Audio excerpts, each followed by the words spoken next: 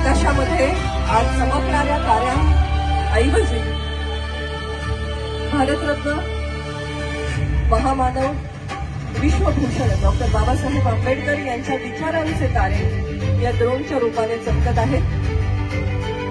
अनेक विक्रम ज्यांनी साकार केले, ज्यांच्या पदव्या लिहायला कदाचित कागद अपुरा पडेल इतकं बुद्धिमान असं व्यक्तिमत्व, पहिले भारतीय ज्यांनी परदेशामध्ये जाऊन अर्थशास्त्रामध्ये PhD ही सर्वोच्च पदवी संपादन केली, भारताचे पहिले कायदे मंत्री, मजूर मंत्री, सगळ्यांना समान हक्क मिळावा यासाठी संविधानामध्ये सामाजिक न्याय, समता आणि बंधुता यांचं दृढ असं अधिष्ठान देणारे भारतीय राज्यघटनेचे शिल्पकार महामानव डॉक्टर बाबासाहेब आंबेडकर यांचं हे 135वे जयंती वर्ष, हे जयंती वर्ष एक प्रेरणादायी वर्ष असावं यातून साकार झालेला हा सोहळा. एक सीमारेषांची चौकट नाही, तर ती असंख्य भाषा, विविध धर्म आणि जाती जमातींच्या गुंतागुंतीतून आकार घेतलेली आणि संस्कृतींच्या अखंड प्रवाहाने समृद्ध झालेली एक दिव्य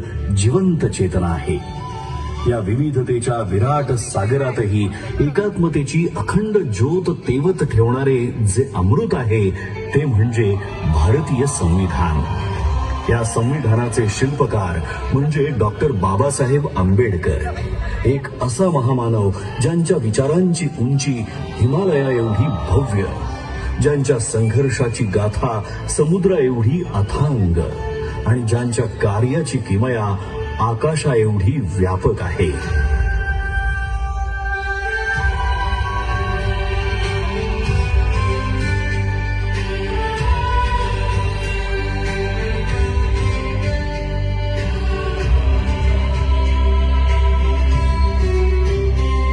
संविधानाच्या प्रत्येक ओळीतून उलगडणारी डॉक्टर बाबासाहेब आंबेडकर यांची दूरदृष्टी ही केवळ कायद्यांच्या चौकटीपुरती मर्यादित नाही, तर ती एका आदर्श समाज रचनेची जिवंत प्रतिमा आहे. न्याय, स्वातंत्र्य, समता आणि बंधुत्व या मूल्यांच्या आधारावर त्यांनी असा भारत घडवण्याचा ध्यास घेतला जिथे प्रत्येक नागरिकाला आपलं अस्तित्व अभिमानाने जगता येईल. त्यांनी केवळ संविधानाची रचना केली नाही, तर एक असा भारत निर्माण केला जो प्रगत, न्यायप्रिय आणि समताधिष्ठित असेल आणि जिथे आधुनिक भारताची बीजे पेरली जातील. ज्या महामानवाने देशाच्या उज्ज्वल भविष्याची भक्कम पायाभरणी केली त्या डॉक्टर बाबासाहेब आंबेडकर यांचं बालपण मात्र अत्यंत कठीण, वेदनांनी आणि अपमानाने भरलेलं होतं. अस्पृश्यतेच्या काळोख्या सावटाखाली त्यांना शाळेत वेगळं बसवलं जाई. पाण्याच्या एका थेंबासाठीही त्यांना वंचित ठेवलं जाई.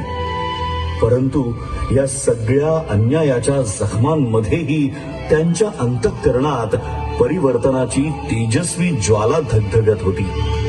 त्यांना ज्ञात झालं होतं की शिक्षण हेच ते शस्त्र आहे जे अज्ञानाच्या अंधाराला चिरून टाकतं आणि माणसाला स्वाभिमानाने जगण्याची ताकद देतं. या जिद्दीच्या जोरावर ज्ञानाचा अखंड प्रवास सुरू झाला.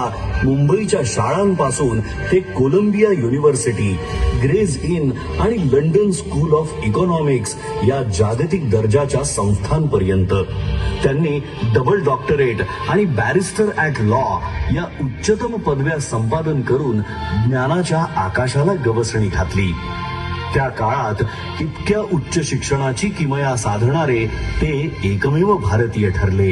आपल्या विलक्षण बुद्धिमत्तेच्या जोरावर परदेशात सन्मानाने आयुष्य जगण्याची संधी असतानाही डॉक्टर बाबासाहेब आंबेडकरांनी मातृभूमीची निवड केली. मात्र भारतात परतल्यावर त्यांना जातीच्या कारणामुळे बडोद्यामध्ये राहण्यासाठी छप्परही नाकारलं गेलं. पण अपमानापुढे झुकण्याऐवजी त्यांनी संघर्षाचा मार्ग निवडला. त्यांच्या कार्याची दखल घेत छत्रपती शाहू महाराजांनी 1920 साली त्यांना नव्या युगाचा नेता म्हणून गौरवलं आणि तिथूनच सामाजिक क्रांतीची नवी पहाट सुरू झाली. 1927 साली घडलेला महाड सत्याग्रह हा केवळ पाणी पिण्याचा हक्क मिळवण्यासाठीचा लढा नव्हता, तर तो मानवी स्वाभिमानासाठी उभारलेला पहिला महान संग्राम होता. 1927 साली महाड येथे झालेला चौदार तळे सत्याग्रह, त्यानंतरचा काळाराम मंदिर सत्याग्रह हा संघर्ष तर श्रद्धा आणि समानतेच्या संगमावर उभा राहणारा ऐतिहासिक टप्पा ठरला. हा केवळ पाण्याच्या हक्कासाठी नव्हता, तर मानवी स्वाभिमान, समानता आणि सामाजिक न्यायासाठी उभारलेला पहिला महान सामाजिक संग्राम होता. 1930 ते 1932 या कालखंडात डॉक्टर बाबासाहेब आंबेडकर यांनी गोलमेज परिषदेमध्ये सहभाग घेत वंचित, पीडित आणि शोषित समाजाचा आवाज जागतिक स्तरावर पोहोचवला.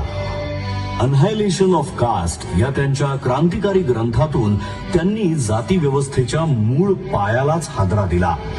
त्यांनी निर्भीडपणे सांगितलं की जोपर्यंत जात अस्तित्वात आहे तोपर्यंत खऱ्या अर्थाने लोकशाही फुलू शकत नाही. मी हिंदू म्हणून जन्माला आलो असलो तरी हिंदू म्हणून मरणार नाही, हे वाक्य केवळ एक उद्गार नव्हे, तर अन्यायाविरुद्ध उभं राहण्याचा, समतेसाठी लढण्याचा संकल्प होता. डॉक्टर बाबासाहेब आंबेडकर यांचा संघर्ष केवळ सामाजिक परिवर्तनापुरता मर्यादित नव्हता, तर त्यांच्या वैयक्तिक आयुष्यातही वेदना, त्याग आणि कठोर परीक्षांनी भरलेला होता. या कठीण प्रवासात त्यांच्या सोबत खंबीरपणे उभ्या राहिल्या त्या म्हणजे रमाबाई आंबेडकर, एक शांत, संयमी पण अतूट सामर्थ्याची मूर्ती. घरात आर्थिक तंगी असताना उपासमारीच्या छायेतही त्यांनी कधीही तक्रार केली नाही.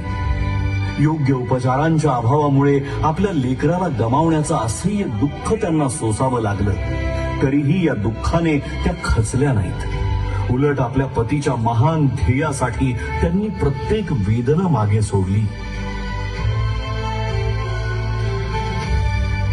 डॉक्टर बाबासाहेब आंबेडकरांनी केवळ दलितांच्या वेदनांना वाचा फोडली नाही, तर त्या प्रत्येक माणसासाठी आवाज उठवला ज्याच्यावर अन्याय झाला, जो शोषित होता आणि ज्याला आपल्या कष्टांचं योग्य मूल्य मिळत नव्हतं.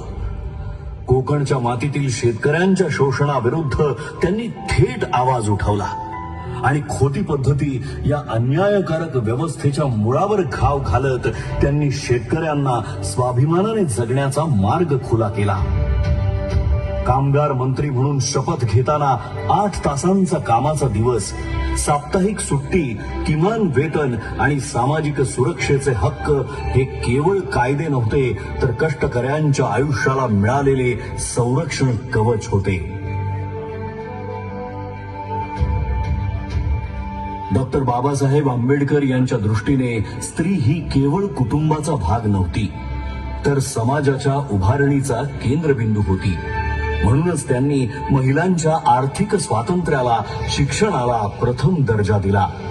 बालविवाह, सतीप्रथा, देवदासी प्रथा आणि विधवांचं अमानुष शोषण या सर्व कुप्रथांविरुद्ध त्यांनी प्रखर आवाज उठवून समानतेचा हक्क दिला. कायदा मंत्री म्हणून त्यांनी सादर केलेल्या हिंदू कोड बिलने महिलांना घटस्फोटाचा अधिकार, मालमत्तेत समान हक्क आणि वैयक्तिक आयुष्यात स्वायत्तता मिळवून देत अशा अभूतपूर्व निर्णयाने इतिहास रचला. तसंच कामकाजी महिलांसाठी मातृत्व रजा आणि समान कामासाठी समान वेतन या केवळ सुधारणा नाही, तर स्त्रीच्या सन्मानाचा आणि स्वातंत्र्याचा नवा अध्याय होता. कायदा मंत्री म्हणून त्यांनी सादर केलेल्या हिंदू कोड बिलने महिलांना घटस्फोटाचा अधिकार, मालमत्तेत समान हक्क आणि वैयक्तिक आयुष्यात स्वायत्तता मिळवून दिली आणि या अभूतपूर्व निर्णयाने इतिहास रचला.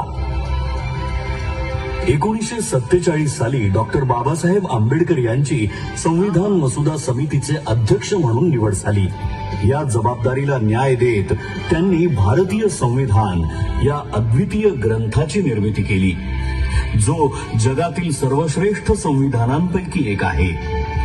संविधानाच्या माध्यमातून त्यांनी प्रत्येक व्यक्तीला अभिव्यक्ती स्वातंत्र्य, समानतेचा हक्क, अस्पृश्यतेचा अंत आणि सर्व प्रकारच्या भेदभावावर कठोर बंदी घालून मानवाधिकार केवळ कायद्याच्या चौकटीत न ठेवता प्रत्येक भारतीयाच्या जीवनाचा अविभाज्य भाग बनवले.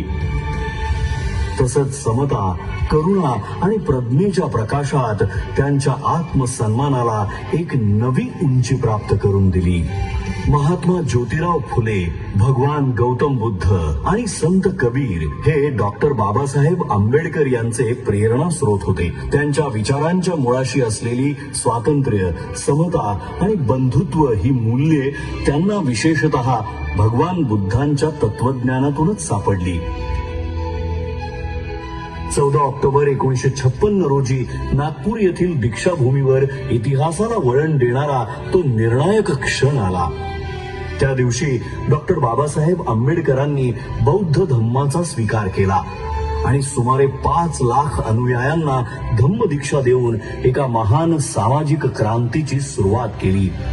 जगातील सर्वात मोठे शांततापूर्ण सामूहिक धर्मांतर म्हणून या घटनेची इतिहासात नोंद झाली.